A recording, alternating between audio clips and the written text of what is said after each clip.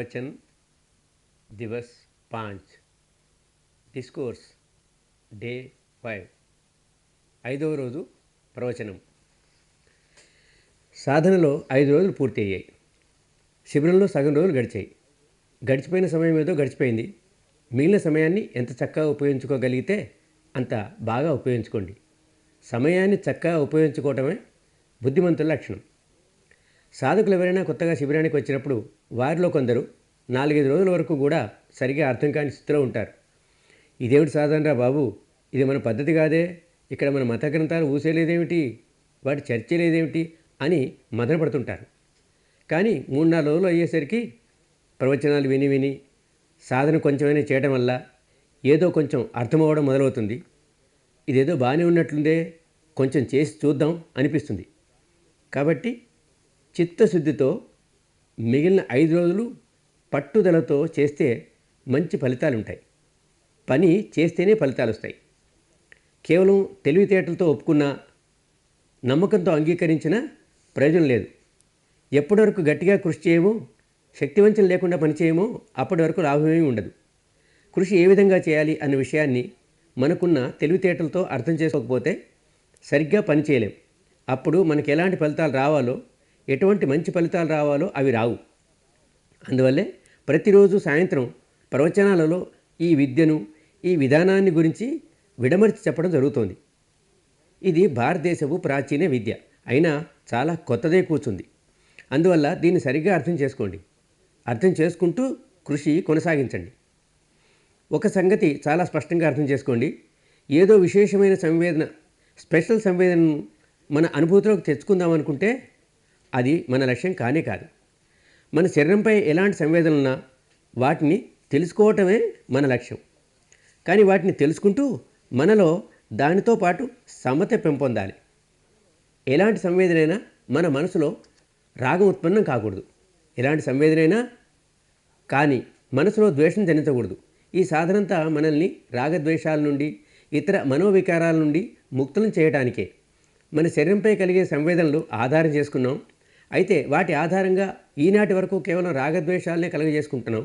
ఇప్పుడు ఈ సంవేదనలనే ఆయుధాలుగా ఉపయోగించుకుంటూ మనసు యొక్క పాత స్వభావాన్ని మార్చుకునే కృషి చేయటం మొదలెట్టాం. దాని రాగ విముక్తికే కృషి చేస్తున్నాం, ద్వేష విముక్తికే కృషి చేస్తున్నాం. కాబట్టి సంవేదనలను తప్పక తెలుసుకోవాలి. కానీ ఈ సంవేదన కోసమో, ఆ సంవేదన కోసమో వెతుకులాడారు. జాగ్రత్త, అలా చేయకూడదు. ఇంకా సంవేదన యొక్క అర్థాన్ని, సంవేదన అనే పదం యొక్క అర్థాన్ని కూడా చాలా చక్కగా తెలుసుకోవాలి. శరీరంపై ఏది అనుభూతిలోకి వచ్చినా, ఏదేది మన అనుభూతిలోకి వచ్చినా దాన్నే సంవేదన అంటున్నాం. నిన్న మనం బర్మా స్నేహితుని గురించి చూసాం కదా. అతనికి వేడిగా ఉంది, చెమట పడుతోంది, అయినా నాకేమీ తెలియదు అంటున్నాడు. నాకు ఏ సంవేదన తెలియటం లేదంటున్నాడు. ఎందుకంటే అతడు ఏదో ప్రత్యేకమైన సంవేదన కోసం వెతుకుతున్నాడు కాబట్టి, ఏదో విశేషమైన అనుభూతి కోసం వెతుకుతున్నాడు కాబట్టి, ఏదో అలౌకికము, అతీతము, ఆశ్చర్యకరము, ఇంతకుముందు ఎన్నడూ కలగని అనుభూతి అలాంటిది ఏదన్నా ఉంటే అది సాధన. లేకపోతే ఇది ఒక సాధనేనా? ఇలా ఏదో ఒక ప్రత్యేక సంవేదనల కోసం వెతకటం మొదలెడితే చిక్కుల్లో పడ్డారన్నమాటే. అరే, నాకు ఈ ప్రత్యేక అనుభూతి లేదే, అలాంటి విశేషమైన అనుభూతి లేదే అని దాని గురించి ఆలోచిస్తూ ఉండేరు. మరికొందరు అంటారు, నాకైతే ఏమీ అనుభూతి లేదు అని. అయితే చెప్పు బాయ్, గంటసేపు కూర్చోబెట్టాం, కాళ్ళు నొయ్యాల్సిందే కదా, వాటినే చూడడం నేర్చుకో. ఇంతవరకు వాటి వల్ల బాధపడ్డావు, అలా భోక్తాభావంతో ఉండటమే నేర్చుకున్నావు. ఇప్పుడు వాటినే సాక్షిభావంతో చూడడం నేర్చుకో. ఈ సాధనంతా దీనికోసమే. మనకేం జరుగుతుందో దాని పట్ల భోక్తాభావాన్ని వీడి సాక్షిభావాన్ని, ద్రష్టాభావాన్ని గట్టిపరచుకోవటమే. ఇది జరుగుతోంది, అది జరుగుతోంది, ఇంకేదో జరుగుతుంది అన్న వాటితో మనకు పనేమీ లేదు. ఏది జరుగుతున్నా దాన్ని సాక్షిభావంతో, తటస్థభావంతో, ఏ ప్రతిక్రియ లేకుండా చూడటమే మన పని. ఇలా తల నుండి పాదం వరకు యాత్ర సాగించడం ఏదో కర్మకాండ కాదు. బుద్ధ భగవానుడు ఎక్కడో మేఘాలపైన కూర్చొని మనం ఎన్నిసార్లు తిరుగుతున్నామో వాటిని అన్నింటి లెక్క, పద్దుల చిట్టా రాయటం లేదు. ఇతను 100 సార్లు తిరిగాడు, చిన్న దారం తెరవండి, ఇతను 1000 సార్లు తిరిగాడు, పెద్ద గేట్ తెరవండి అని ఏమీ చెప్పడం లేదు. అరే, అలాంటి ద్వారపాలకులు ఎవరు లేరు. మనమే మన ద్వారపాలకులం. మన ద్వారాలను మనమే తెరుచుకోవాలి. ముక్తి ద్వారం తెరుచుకుంటామో, స్వర్గ ద్వారం తెరుచుకుంటామో, బ్రహ్మలోక ద్వారం తెరుచుకుంటామో, లేక నరక ద్వారం తెరుచుకుంటామో, ఇదంతా మన చేతుల్లోనే ఉంది. ఈ ద్వారాలను తెరిచేవాళ్ళు ఇంకెవ్వరూ లేరు. దుఃఖము, బాధ, ఈ రెండింటిని మించిన సంవేదనలు ఏమున్నాయి? జీవితమంతా దుఃఖంతో గడుస్తూనే ఉంది. ఒకరికి ఒక దుఃఖం ఉంటే ఇంకొకరికి ఇంకో దుఃఖం. శరీరానికి కూడా బాధలు కలుగుతూనే ఉంటాయి. ఇది ఈ జీవన ప్రపంచం యొక్క సత్యం, ఎంతో గొప్ప సత్యం. దుఃఖం అందరి జీవితాల్లోనూ ఎంతో కొంత ఉండనే ఉంటుంది. కానీ మనకు దుఃఖం ఉంది అన్న సత్యాన్ని ఆర్యసత్యం ఎలా చేయగలుగుతాం? దుఃఖం ఉంది అన్న వాస్తవాన్ని ఆర్యసత్యంగా చేయటానికే మనం ఈ సాధన చేస్తున్నాం.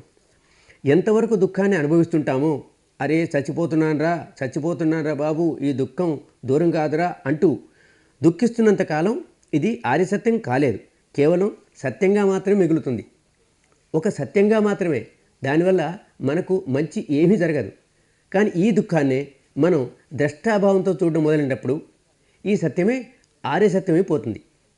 ఆర్యసత్యం ఎందుకు అవుతుందంటే, ఎవరైనా తమ దుఃఖాన్ని భోక్తాభావం విడిచి ద్రష్టాభావంతో చూడడం నేర్చుకున్నప్పుడు అతడు ఆర్యుడు అయిపోతాడు. అనార్యుడి నుండి ఆర్యుడవుతాడు, ముక్తుడవుతాడు. తన వికారాలన్నిటి నుండి, కలతలన్నిటి నుండి విడిపోతాడు. అందువల్ల ఇది మొదటి ఆర్యసత్యం. దుఃఖం ఉంది అన్న ఈ జీవన ప్రపంచం యొక్క సత్యాన్ని సాక్షిభావంతో చూస్తున్నాడు కాబట్టి ఇది ఆర్యసత్యమైంది. దుఃఖాన్ని సాక్షిభావంతో ఎప్పుడైతే చూస్తామో అప్పుడు దాని అంతం వరకు వెళ్తాం. దాని మూల కారణాన్ని తెలుసుకోగలుగుతాం. ఎప్పటి వరకు మనం దుఃఖాన్ని అనుభవిస్తుంటామో అప్పుడు దుఃఖానికి గల పై కారణాలు వెతుకుతాం. ఇతను ఇలా అన్నాడు, అందువల్ల నేను దుఃఖపడుతున్నాను. అతను అలా చేశాడు, అందువల్ల దుఃఖపడుతున్నాను. నాకు ఇష్టమైన ఫలానా పని జరగలేదు, అందువల్ల దుఃఖపడుతున్నాను. నాకు ఇష్టం లేని ఫలానా పని జరిగింది, అందువల్ల దుఃఖపడుతున్నాను అంటూ తన దుఃఖాల కారణాలను బయటే వెతుకుతుంటాడు. కానీ శరీరంపై కలిగే దుఃఖాన్ని, శరీరంపై కలిగే బాధల్ని సాక్షిభావంతో చూడడం మొదలెడితే మనసు లోపలికి వెళ్ళి దుఃఖానికి గల నిజమైన కారణాన్ని తెలుసుకోగలుగుతాడు. అలా దాన్ని చూస్తున్నప్పుడు రెండో ఆర్యసత్యం, ఆర్యునిగా చేసే సత్యము, దుఃఖానికి మూల కారణం ఏమిటి, అసలు కారణం ఏమిటి అనేది తెలిసి వస్తుంది. దీంతోపాటు మరొక సత్యం కూడా తెలిసి వస్తుంది. ఏదైనా విషయం ఒక కారణం వల్ల జరుగుతుంటే ఆ కారణాన్ని దూరం చేసినప్పుడు విషయం కూడా నివారణ అవుతుంది అని. ఏ విషయమైతే కారణం లేకుండా జరిగిందో, అకస్మాత్తుగా జరిగింది, మనకు దుఃఖం వచ్చింది, కానీ దానికి కారణం ఏమీ లేదు, ఎందుకు వచ్చిందో తెలియదు. మరి అలాంటప్పుడు కారణమంటూ లేని విషయాల నుండి మనం ముక్తి ఎలా కలుగుతుంది మనకు? అయితే కారణం లేకుండా ఏది జరగదు. ఇది ప్రకృతి న్యాయం. కాబట్టి ఏ విషయానికైనా సరైన కారణం పట్టుబడితే ఆ దుఃఖ కారణాన్ని దూరం చేసే పద్ధతి పట్టుబడుతుంది. దాని సహాయంతో నడుస్తూ ఆ దుఃఖ కారణాన్ని దూరం చేస్తే మన దుఃఖం దూరం అవుతుంది. అంతే. ఈ 4 సత్యాలు ఆర్యసత్యాలు అయితే మనకు ఎంతో మేలు జరుగుతుంది. ఇంతకు మించి వేరే దేని వెనుకో పడాల్సిన అవసరం లేదు. కాబట్టి దుఃఖానికి మూల కారణం ఏదో అంతవరకు చేరాలి. దాన్ని చేరుకోవటానికి దుఃఖాన్ని సాక్షాత్కారం చేసుకోవాలి. దుఃఖం ఉంది, దాన్ని సాక్షిభావంతో చూడడం నేర్చుకుంటే దాని మూల కారణం దానంతరదే వ్యక్తమవ్వటం మొదలవుతుంది. అందుకనే పూర్తి గంట సేపు కూర్చోబెడతాం. అర్ధగంట ఎలాగో అలా గడిచిపోతుంది. ఇక దాని తర్వాత ఉంటుంది మజా. గొప్ప నొప్పులు మొదలవుతాయి, కాళ్ళు విరిగిపోతుంటాయి. ఏడుస్తూనో మొత్తుకుంటూనో 30 గంట గడుపుతాం. దాని తర్వాత ఇంకొక్క నిమిషం ఒక్కొక్క యుగంలా గడుస్తుంది. ఎంతో కష్టంగా ఉంటుంది. అమ్మ బాబోయ్, చచ్చిపోతున్నాను, ఎంత కష్టం వచ్చిందిరా బాబు, గడియారం చూద్దామంటే కళ్ళు తెరవని నేరు, గంటకు పైగా అయిపోయి ఉంటుంది. ఇలా ఒక్కో నిమిషం ఒక్కో గంటలాగా కష్టపడుతుంటాం. టీచర్లు మమ్మల్ని పూర్తిగా మర్చిపోయారు. ఇవాళ నిజంగా గంటకు పైగా అయిపోయింది, భరించలేను, విపరీతమైన బాధ. ఇంతలో వినపడుతుంది అనిచ్చావత సంఖార. ఎంతో ప్రియంగా అనిపిస్తుంది ఈ శబ్దం. సంగీతమో కంఠమాధుర్యమో కాదు. ఇక కాళ్ళు విచ్చుకోవచ్చు, చేతులు వదులు చేసుకోవచ్చు, కళ్ళు తెరవచ్చు. వీటన్నిటికి ఇంకా 5 నిమిషాలు ఉంది. కానీ ఎంతో సంతోషంగా ఉంది. నొప్పులు గిప్పులు అన్నీ మాయమైపోయాయి. కాబట్టి చూడండి, బంధనాలు ఎంత దుఃఖాన్ని కలిగిస్తాయో, వాటి నుండి విముక్తమైనప్పుడు ఎంత సుఖముంటుందో. మనందరికీ జ్ఞాపక శక్తి చాలా తక్కువ. అది ఒకందుకు మంచిదే. లేకపోతే ఇన్ని జ్ఞాపకాలు పెట్టుకుని ఏం చేయాలి? అందరికందరూ ఇలాంటి అవస్థను అనుభవించిన వాళ్ళమే. ఒక దశలో చేతులు కదలపకుండా, కాళ్ళు ముడుచుకునే, కళ్ళు తెరవకుండానే ఉన్నాం. 1 గంట కాదు, 2 గంటలు కాదు, 4, 10, 20 గంటలు కాదు. ఒక రోజు కాదు, 2 రోజులు కాదు, 10 రోజులు కాదు, 20 రోజులు కాదు, ఒక నెల కాదు, 2 నెలలు కూడా కాదు, వరుసగా 9-10 నెలల వరకు అలాగే ఉండి ఉన్నాం. చేతులు కాళ్ళు ముడుచుకొని కళ్ళు తెరవకుండా ఉన్నాం. తల్లి యొక్క అపార ప్రేమయే మన ప్రాణం నిలబెట్టింది. కానీ అది లేకపోతే మనం ఏమేమి ఉండేవాళ్ళం? ఇప్పటి ఒక గంటను ఆ 9 నెలల పరిస్థితితో పోల్చి చూడండి. ఒక గంటకే ఇంత మొత్తుకుంటున్నాం, అబ్బా అబ్బా అంటున్నాం.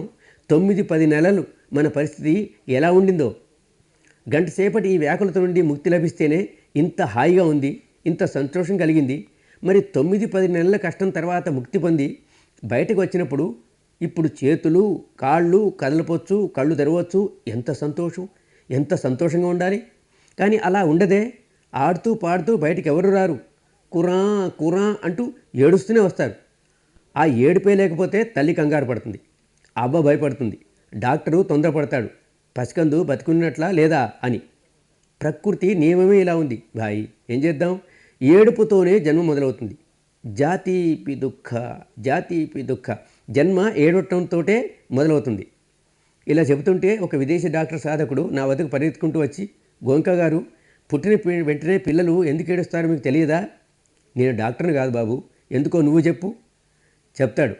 బయటకు వచ్చేంత వరకు పిల్ల బొడ్డు పైపు ద్వారా తల్లి గర్భానికి అతుక్కొని ఉంటుంది. ఆ పిల్ల అవసరాలని తల్లే తీరుస్తుంటుంది. ఇప్పుడు బొడ్డు కోశారు కాబట్టి తన అవసరాలు తనే తీర్చుకోవాలి. ఇప్పుడు గాలి కావాలి కాబట్టి ఊపిరితిత్తులు నింపుకోవడానికి అలా ఏడుస్తుంది అని చెప్పాడు. ఆహా, నాకు అర్థమైంది ఎందుకు ఏడుస్తాడు. గాలి కావాలి, గాలి కావాలి అని. ఇంకొంతసేపటికి పాలు కావాలి, పాలు కావాలి. మరికొంతసేపటికి నీళ్లు కావాలి, నీళ్లు కావాలి. తర్వాత ఇది కావాలి, అది కావాలి. అలా జీవితం అంతా కావాలి కావాలి అంటూ ఏడుస్తూ పోతాడు. ఇంకాస్త పెద్ద అయితే ఏదో ఒక రోగం వస్తుంది. కొందరికి ఈ రోగం, కొందరికి ఆ రోగం. ఎంతో ఆందోళన చెందుతుంటారు. ఈ రోగం భరించలేని బాబు, ఇంకే రోగం వచ్చినా పర్వాలేదు అంటుంటారు. వేరే రోగం ఏం కావాలి మరి? మంచి రోగం ఏముంటుంది? అన్ని రోగాలు దుఃఖదాయకాలే. వ్యాధీపి దుఃఖ, వ్యాధీపి దుఃఖో. వయసు ముదిరిపోతుంది, ముసలాడవుతాడు, కట్టెలా తయారవుతాడు, ఎంతో ఆందోళన పడుతుంటాడు. జరాపి దుఃఖ, జరాపి దుఃఖ. 100 అవ్వ, 100 తాత ఇలా ఎన్నెన్నో దుఃఖాలతో కృషించిపోతూ, పరమాత్ముడా, అల్లామియాను, స్వామి నీ వద్ద చావుకు కూడా కొరతేనా, మాకు చావునిస్తే మేమేమి ఈ దుఃఖాల నుండి బయటపడతాం అని వేడుకుంటూ ఉంటారు. మర్నాడు డాక్టర్ వస్తాడు. పరీక్ష చేసి, తాత నీ ప్రయాణం మొదలెట్టు, టపా కట్టే టైం వచ్చింది, అవ్వ నీకు సమయం దగ్గర పడింది అంటారు. ఇక ఈ అవ్వ తాతలు ఏడుస్తారు. డాక్టర్ గారు ఎలాగైనా బతికించండి, ఎలాగైనా బతికించండి, మా కొడుకుని కలవాలి, మనవల్ని కలవాలి, మనవరాలను కలవాలి, ఆ పని మిగిలిపోయింది, ఈ పని మిగిలిపోయింది, చాలా పొరపాటు చేశాం, ఈ ప్రార్థన, మేము నిజంగా చావదలుచుకోలేదు అంటూ. ఎవ్వరూ చనిపోవాలనుకోరు. వేలాది దుఃఖాలన్నా చావదలుచుకోరు. ఎందుకని? ఎందుకంటే మరణంపి దుఃఖం. చావు ఎంతో దుఃఖకరమైంది, ఎంతో దుఃఖకరమైంది. జీవితమంతా ఏదో ఒక దుఃఖం, ఏదో ఒక దుఃఖం ఉంటూనే ఉంటుంది. ఒకరికి ఒక రకమైన దుఃఖం అయితే ఇంకొకరికి ఇంకో రకమైన దుఃఖం. ప్రియేహి విప్పయోగో దుఃఖో, అప్రియేహి సంపయోగో దుఃఖో. తనకు ప్రియమైన వస్తువులు, వ్యక్తులు, పరిస్థితులు దూరం అవ్వటం, ఇష్టం లేని వ్యక్తులు, వస్తువులు, పరిస్థితులు మనం ఎదుర్కోవటం తటస్థిస్తూనే ఉంటుంది. ఇష్టం లేనివి జరుగుతూనే ఉంటాయి, ఇష్టమైనవి జరగకుండా ఉంటాయి. ఇవన్నీ మనకు దుఃఖం కలిగిస్తూ ఉంటాయి, ఎంతో దుఃఖాన్ని కలిగిస్తూ ఉంటాయి. దుఃఖానికి కారణాలైన ఈ పెద్ద పెద్ద విషయాల్ని కేవలం చింతనమననం చేసినంత మాత్రాన ఎవరు బుద్ధులు కాలేరు, ముక్తులు కాలేరు. అంతర్మనస్సు యొక్క లోపలికి వెళ్ళి ఈ శరీరంలోని సత్యాన్ని దర్శనం చేసుకుంటేనే విముక్తి. ఎందుకంటే దుఃఖ కారణాలు అతని అనుభూతిలోకి వస్తుంటాయి కాబట్టి. పరిపూర్ణ జ్ఞాని అయిన బుద్ధుడు కూడా కేవలం తెలివితేటలతో సమ్యక్ సంబుద్ధుడు కాలేదు. మనమందరం మొదలెట్టినట్టే అతడు కూడా తనలోని సత్యాన్ని గమనించాడు, సమ్యక్ సంబుద్ధుడయ్యాడు. తనలోని సత్యాన్ని చూస్తూ చూస్తూ ఒక మాట ఆయనకు అర్థమైంది. యం ఇచ్చతి న లభతి తంపి దుఃఖం. అరే, కోరికలు కలిగించుకుంటాను, అవి పూర్తి కావు. ఏదో కావాలనుకుంటాను, అది పూర్తి కాదు. తృష్ట పుట్టించుకుంటాను, అది పూర్తి కాదు. దుఃఖం అంటే ఇదే. ఇలా దుఃఖాన్ని చూస్తున్నాడు. దుఃఖాన్ని చూస్తూ చూస్తూ ఉంటే దుఃఖానికి గల కారణం ముందుకు వస్తుంది. ఏ కోరికలు పుడుతున్నాయో అవి పూర్తి కావటం లేదు. బాహ్య జీవితంలో ఇలాగే జరుగుతుంది, లోపల కూడా అదే జరుగుతుంది. ప్రతి సాధకుడు ఈ విషయాన్ని తన అంతరంగంలో చూస్తాడు, తన అనుభూతితో చూస్తాడు. ఎక్కువ నొప్పి పుడితే ఈ నొప్పి ఎలా దూరం అవ్వాలి అన్న తృష్ణ మొదలవుతుంది. ఈ నొప్పి ఎలా పోవాలి అన్న కోరిక కలుగుతుంది. నొప్పి దూరం కావాలి, నొప్పి దూరం కావాలి, కానీ అది దూరం కాదు. శిబిరంలో 5 రోజులైంది, నొప్పి దూరం కాలేదు. 6 రోజులైంది, నొప్పి దూరం కాలేదు. ఒక శిబిరం అయిపోయింది, రెండో శిబిరం కూడా అయిపోయింది, నొప్పి ఇంకా దూరం కాలేదు అంటూ ఉంటారు. ఇంతవరకు ఆ నొప్పి శరీరానికే పరిమితమై ఉండేది. ఇప్పుడు ఆ నొప్పి మనసు వరకు వ్యాపించి ఎన్నో రెట్లు పెరిగింది. ఈ నొప్పుల నుండి ముక్తి పొందాలని కోరుకుంటాడు. ఆ కోరిక తీరదు. ఇంకా ఎక్కువగా ఆందోళన చెందటం మొదలెడతాడు. సరిగ్గా ఇలాగే ఆశిస్తాడు. అరే, సాధనకు వస్తే ఎంతో ఆనందం కలగాలి కదా, ఎంతో సంతోషంతో పులకరింతలు రావాలి కదా, అవేమీ రాలేదేమి, చూడు 5 రోజులైంది అలాంటిదేమీ కాలేదు, చూడు 6 రోజులైంది ఏమీ కాలేదు. సంతోషంతో పులకరింతలు కావాలని కోరతాడు, అవి రావు. ఆనందంతో ఊగిసలాడాలని కోరుకుంటాడు, అది రాదు. ఎంతో తృష్ణతో ఉంటాడు, అది నెరవేరదు. ఎంతో వ్యాకుల పడతాడు, ఎంతో ఆందోళన చెందుతాడు. ఇలా తన అనుభూతితో తెలుసుకుంటాడు. తీవ్రమైన కోరిక, తృష్ణ ఇలాంటిదైనా సరే వ్యాకుల పడతాం, ఎంతో ఆందోళన చెందుతామని. కానీ ఆ వ్యక్తి ఇక్కడే ఆగిపోలేదు. మనసులో ఇంకా లోపలికి వెళ్ళి సత్యాన్ని దర్శనం చేసుకుంటాడు. ఇంకా లోపలికి వెళ్తూ ఉంటే విషయం అర్థమైంది. సంఖ్యతేన పంచ ఉపాదాన్ ఖంద దుఃఖ. సంక్షిప్తంగా చెప్పాలంటే ఇదియే దుఃఖం. సంక్షిప్తంగా అంటే ఏమిటి? ఎప్పటి వరకు చిత్త విక్షేపం ఉంటుందో, మనసు ఆందోళనగా ఉంటుందో, మనసు చెదిరిపోయిందో అంతవరకు విషయం లోతుగా అర్థం కాలేదు. ఆ మనసే కుదట పడితే ఇంకా లోనికి చొచ్చుకొని పోయి అక్కడి విషయాన్ని అవగతం చేసుకుంటుంది. దేన్ని అర్థం చేసుకుంటుంది? ఇవి పంచస్కందాలు, వీటి పట్ల ఏ అభిమానం ఉందో అది దుఃఖం. ఆ అభిమానం వల్లనే ఈ దుఃఖం. దుఃఖమంతా ఇదే. ఆ పంచస్కందాలేవి? అందులో ఒకటి మన శరీరస్కందం, ఈ పరమాణువులో పుంజం. దీనిపై మనం ఎంతో ఇష్టాన్ని, ఆసక్తిని పెంచుకుంటాం. నేను, నాది, నాది అని. కానీ బుద్ధి స్థాయిలోనైతే చాలా చెబుతుంటాను, ఈ శరీరం నేను కాదు, నాది కాదు, నా ఆత్మ కాదు అని. ఎందుకంటే చిన్నప్పటి నుంచి ఇలా వింటున్నాం కదా, దాన్ని ఒప్పుకుంటున్నాను కనుక. కానీ వాస్తవానికి ఈ శరీరమే నేనయ్యాను, ఈ శరీరమే నాదైంది. ఈ శరీరంతో మనకెంత గాఢమైన తాదాత్మ్యతో, ఎంత గాఢమైన అభిమానమో. అలాగే చిత్తం యొక్క 4 స్కందాలపై కూడా వీటిని నిన్ననే చర్చించాం. చిత్తంలో ఒక భాగం విజ్ఞానము, తెలుసుకోవటమే దీని పని. చిత్తం యొక్క రెండో భాగం సంజ్ఞ, దీని పని గుర్తించడం, విలువ కట్టడం. మూడో భాగం వేదన, దీని పని సంవేదన కలగచేయటం. 4వ భాగం సంస్కారం, దీని పని ప్రతిక్రియ చేయటం. తెలుసుకోవటం, గుర్తుపట్టడం, సంవేదనశీలమవ్వటం, ప్రతిక్రియ చేయటం. ఇవన్నీ ప్రతి క్షణం తమ పనులు చేస్తున్నాయి, నశిస్తున్నాయి. పని చేస్తున్నాయి, నశిస్తున్నాయి. చిత్తంలోని విజ్ఞానం తెలుసుకునే భాగం తెలుసుకుంటుంది, నశిస్తుంది. గుర్తుపట్టే భాగం సంజ్ఞ గుర్తుపడుతుంది, నశిస్తుంది. సంవేదనశీలమయ్యే వేదన సంవేదన కలిగిస్తుంది, నశిస్తుంది. ప్రతిక్రియ చేసే సంఖారం ప్రతిక్రియ చేస్తుంది, నష్టపడుతుంది. అయినా మనకు వీటిపై ఎంతో గాఢమైన ఆసక్తి, ఎంతో అనురక్తి, ఎంతో తాదాత్మ్యత. నేను తెలుసుకున్నాను, నాకే తెలుసు, నేనే గుర్తుపట్టాను, నాకే గుర్తుపట్టడం తెలుసు, నేను సంవేదనశీలనయ్యాను, నాకే సంవేదనలు కలిగాయి, నేను ప్రతిక్రియ చేశాను, ఇది నా ప్రతిక్రియే. ఇలా ఇవన్నీ నేను, నావి అవుతుంటాయి. వ్యవహారంలో నేను, నాది అని చెప్పుకోవటం వేరే విషయం. కానీ ఎంత గాఢమైన అనురక్తి పెంచుకుంటామో చూసారా? ఎంత ఆసక్తి పెంచుకుంటే అంత పెద్ద ఆందోళన ఉండనే ఉంటుంది. ఇది ప్రకృతి యొక్క అనివార్యమైన నియమం. 4 రకాల అనురక్తులున్నాయి, వాటిని జీవితం అంతా పెంచుకుంటూనే ఉంటాం. అలా మన దుఃఖాన్ని కూడా పెంచుకుంటూ పోతాం. చాలా గొప్ప అభిమానం ఉంటుంది మనకు కోరిక మీద. మనసు ఆందోళన పరచడానికి ఈ ఒక్క తృష్ణ చాలు. తృష్ణ అంటే ఉన్నదానితో సంతృప్తి లేకపోవటం, లేనిది కావాలని కోరటం. ఇప్పుడు లేనిదైతే ఎలాగూ లేదు, ఉన్నదానితోనూ గడపాలి, కానీ ఉన్నదానితో మనకు తృప్తి లేదు, అందులో మనకు సంతోషం లేదు. ఆ విధంగా తృష్ణ పుట్టిందంటే అసంతృప్తి, దుఃఖం, ఆందోళన దానికి తోడుగా ఉంటాయి. తృష్ణ పుట్టిన వెంటనే వ్యాకుల పడతాం. ఇక తృష్ణపై అనురక్తి పెంచుకుంటే ఆ తృష్ణే మనకు వ్యసనమైతే, ఒక కోరిక ముగిసిన వెంటనే మరో కోరిక తలెత్తుతుంది, రెండోది పూర్తవుతే మూడోది. ఇలా తృష్ణ ఎప్పుడు ఉండాల్సిందే. అలాంటి ఆసక్తిని పెంచుకుంటూ పోతే దుఃఖం అనంతం అవుతుంది. తరచుగా చాలా జీవితాల్లో ఇదే జరుగుతుంది. ఇప్పుడిప్పుడే కదా పని మొదలెట్టింది ఈ సంవేదన చూడటం. ఈ దారిలో కొంతైనా ముందుకు సాగితే అర్థమవుతుంది ఎప్పుడెప్పుడు మనసులో వికారాలు కలుగుతాయో. ఏ ఒక్క ఆలోచన పుట్టినా సరే శరీరంలో సంవేదనలు కలుగుతాయి. ఏ వికారం తలెత్తినా సంవేదనలు కలుగుతాయి. తృష్ణ పుడితే చాలు సంవేదనలు కలుగుతాయి. సంవేదనలు కలిగితే లోపల గొప్ప అల్లకల్లోలం చెలరేగుతుంది, భయంకరమైన అల్లకల్లోలం. కానీ ఈ సంవేదనలలో కొన్ని సుఖంగా ఉన్నట్టు అనిపిస్తాయి, మనసుకు హాయిగా ఉన్నట్టు అనిపిస్తుంటాయి. ఇలాంటి సంవేదనలు ఉండాలి అన్న కోరిక మొదలవుతుంది. ఎవరికైనా తామర, కుష్టు, కురుపులు ఉన్నా వాటిని గోక్కోవాలని మనసు పడినట్లు దురద పుట్టినవాడు గోక్కుంటాడు కదా. గోక్కుంటే కొంత వ్యాకులత ఉంటుంది, కానీ గోక్కోవటంలో ఒక విధమైన హాయి ఉంటుంది. అందువల్ల మళ్ళీ గోకుంటాడు, వ్యాకుల పడుతుంటాడు, మళ్ళీ గోక్కుంటాడు.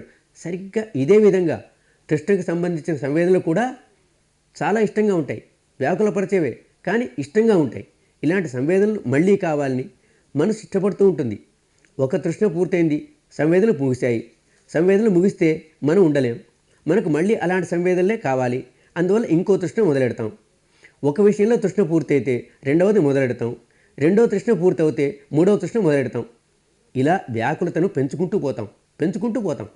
మనలోకి ఎప్పుడు తొంగి చూడనే లేదు.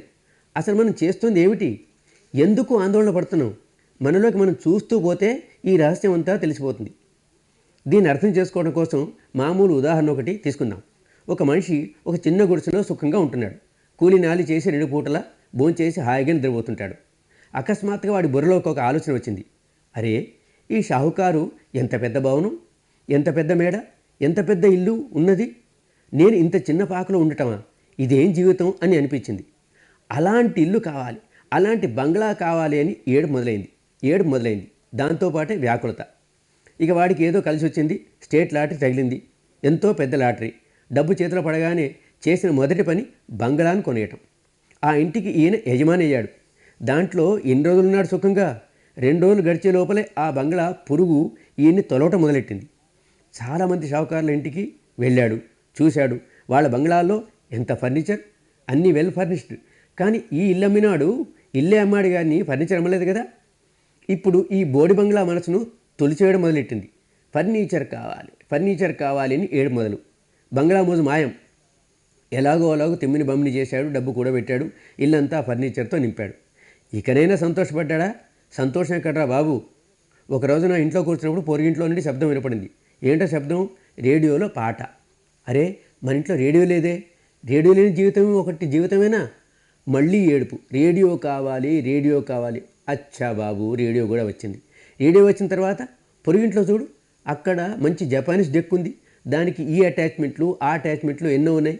మనదైతే మామూలు రేడియోనే. అరే, నాకు అలాంటి డెక్ కావాలి అని రాగం మొదలైంది. అది వచ్చింది. ఇక టీవీ కావాలరా, ఇక వీడియో కావాలరా, ఫ్రిడ్జ్ కావాలరా, వాషింగ్ మిషన్ కావాలరా. ఇల్లంతా నింపేశాడు చెత్తకుండీలాగా. మ్యూజియంలా ఇల్లు తయారైంది. దాంట్లో ఇక ఊపిరి పీల్చుకోవడానికి కూడా స్థలం లేదు. కానీ ఇంకా తృప్తి కలగదు కదా, ఇంకా శాంతి లేదు. రోజు తన ఆఫీస్కి వెళ్తాడు. ఎలా వెళ్తాడు? బస్సులో వెళ్తాడు. ఒకరోజు సడన్గా బుర్రలోకి వచ్చింది. అరే, ఇంత పెద్ద షావుకార్ని, ఇంత పెద్ద ఇల్లు, ఇంత గొప్ప ఫర్నిచరు, ఇంత పెద్ద సరంజామా ఉన్నవాడిని నేను బస్సులో పోవటం ఏమిటి? ఎంత సిగ్గుచేటు. సొంత కారు ఉండాలి, నాకు కారు కావాలి. అచ్చా భాయ్, కారు కూడా వచ్చింది. కొత్తది, చమక్ అంటోంది. 2 రోజులు కూడా ఆ కారులో కూర్చోలేదు. సీట్లో కూర్చుంటే తేళ్లు కుట్టినట్టు ఉంది. ఏమైంది వానికి? కారు కిటికీ తెరిచి చూస్తే ఫ్రెండ్ కనపడ్డాడు. అతని చూడు, ఫారిన్ కారు తీసుకొచ్చాడు. వాడు వాల్వో కారు తెచ్చుకున్నాడు, వీడు మెర్సిడీస్ బెంజ్ తెచ్చుకున్నాడు, ఇంకోటి రోల్స్ రాయిస్ తెచ్చుకున్నాడు. ఇప్పుడు ఫారిన్ కారు కావాలి, ఈ మోడల్ది కావాలి, ఆ మోడల్ది కావాలి, 1 కాదు 2 కాదు, రోల్స్ రాయిస్లు 100 కావాలి. రోజు కొత్త కారులో కూర్చొని కదలాలి. ఈ ఏడుపుకు అంతమెక్కడ? ఇవన్నీ వచ్చిన తర్వాత చూస్తాడు, విదేశాల్లో అయితే వాళ్ళ సొంత హెలికాప్టర్స్ ఉన్నాయి. అరే, నాకు ఒక హెలికాప్టర్ కూడా లేదే అని మళ్ళీ ఏడుపు. హెలికాప్టర్ వచ్చింది. ఫలానా వాళ్ళు సొంత విమానాలు పెట్టుకున్నారు, మన దగ్గర ఒక విమానం కూడా లేదే. వాళ్ళు ర్యాకెట్లో కూర్చొని చంద్రమండలానికి వెళ్తున్నారట. అరే, మన దగ్గర ఒక ర్యాకెట్ కూడా లేదే. ఈ ఏడుపుకు అంతం ఎక్కడుంది బాబు? ఇది అడుగులేని బకెట్. దీన్ని ఎప్పుడూ నింపలేం. ఒక తృష్ణ పూర్తయిన వెంటనే రెండో తలెత్తుతుంది. ఎప్పుడు వ్యాకులతే, ఎప్పుడు ఆందోళనే. ఈ తృష్ణకు అంటుకుపోయాం కదా, ఆసక్తితో నిండి ఉన్నాం కదా. ఎంతెంత ఆసక్తి ఉంటుందో అంతంత బాధపడుతుంటాం. ఇలాగే ఇంకో అభిమానం పెంచుకుంటూ ఉంటాం. దీన్నే ఇదివరకు ఉపాదానం అనేవారు. నేను, నాది అన్న వాటిపై ఎంతో ఆసక్తిని పెంచుకుంటాం. వీటిపై ఎంతో గాఢమైన అనురక్తిని కలిగి ఉంటాం. నేను అని దేన్ని అంటున్నామో తెలీదు. అది తెలియకుండానే అనురక్తిని పెంచుకుంటాం. నేను నేను మై మై అని మేకలాగా అరవటం జీవితం అంతా తప్పదు. ఈ నేనుకు విరుద్ధంగా ఒక్క మాట అంటే భరించలేం, కొట్టుకులాడిపోతాం. అంతేకాదు మెల్లమెల్లగా ఈ నేను యొక్క పరిధిని పెద్ద చేస్తాడు. దేనైతే నాది నాది అంటాడో దాన్ని కూడా తన పరిధిలోకి లాక్కుంటాడు. ఈ నాదికి విరుద్ధంగా ఎవరైనా ఒక్క మాట అన్నారో ఎంతో ఆందోళన. ఎవరైనా దానికి విరుద్ధంగా చిన్న పని చేసినా ఎంతో ఆందోళన. నేను నాది నేను నాది వీటిపై ఎంత గాఢమైన ఆసక్తి, ఎంత అభిమానం పెంచుకుంటే అంత ఆందోళన కలుగుతుంటుంది. ఇది నా వాచి, ఎంతో విలువైంది, ఈ దేశంలో దొరకదు. ఫారిన్ నుండి ఓ సాధకుడు నాకు బహుమానం ఇచ్చాడు. ఒకరోజు అజాగ్రత్త వల్ల కింద పడి దాని ముళ్ళు విరిగిపోయింది. దానిపై ఆసక్తితో ఎంత ఏడుస్తామో చెప్పలేం. ఇంత ఖరీదైన వాచి విరిగిపోయింది, ఈ దేశంలో ఇది దొరకదు, దీని పార్ట్స్ కూడా దొరకవే, దీన్ని ఎలా బాగు చేయించాలి, అలా ఏడుస్తూ కూర్చుంటాం. 2 రోజుల క్రితం స్నేహితుడి వాచి కూడా ఇలాగే పగిలిపోయింది. అప్పుడు ఏడిపై రాలేదే, చిన్న ఉపన్యాసం కూడా దంచాను. ఇంత విలువైన గడియారాన్ని జాగ్రత్తగా ఉంచుకోవద్దా, మన దేశంలో దీని స్పేర్ పార్ట్స్ కూడా దొరకవు కదా అని. కానీ ఏడుపైతే రాలే. అరే, విలువైన గడియారం పగిలితే ఎవరు ఏడవరు, ప్రపంచంలో ఒక్కరు కూడా ఏడవరు విలువైన గడియారం పోతే. బాధల్లా నా గడియారం పోయిందిరో, నా గడియారం పోయింది అనే నాది నాది ఇలా నాది అన్న దానిపై ఎంతంత ఆసక్తిని పెంచుకుంటామో అంతంత ఏడుస్తూనే పోవాలి. దేన్నైతే నాది నాది అంటున్నాం అదో 5-10 రూపాయల వస్తువైనా కావచ్చు, 5 లేక 10 కోట్ల వస్తువైనా కావచ్చు, దాంట్లో తేడా ఏమీ ఉండదు. అనురాగం ఎంత ఉంది, ఎంత గాఢమైన అనురాగం ఉంటుందో అంత గొప్ప దుఃఖం ఉంటుంది. ఇది ప్రకృతికి తిరుగులేని నియమం. దీని నుండి ఎవరూ తప్పించుకోలేరు.